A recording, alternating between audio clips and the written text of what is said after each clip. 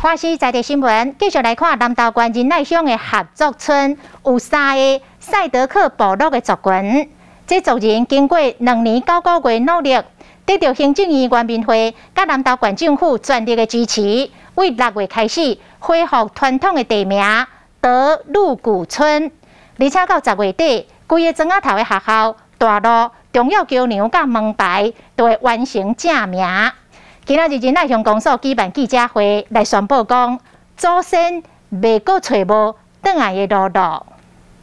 为着要庆祝仁爱乡合作村正名成功，仁爱乡公所办感恩的记者会，多了区的阿公阿嬷有表演精彩节目。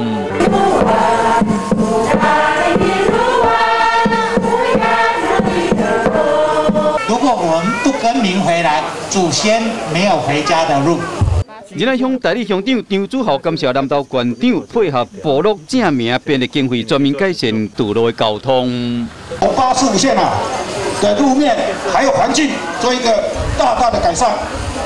这个合作村正名成功，县政府原本局表示讲，对未来部落的正名有指标性的意义。期望变成一个指标性的一个范例。全场感谢政府甲族人的支持帮助，唔但村名，连学校、道路、桥拢正名。部落里面的学校、重要的桥梁，包括路标，也包括我们自己的一个族民的这个恢复。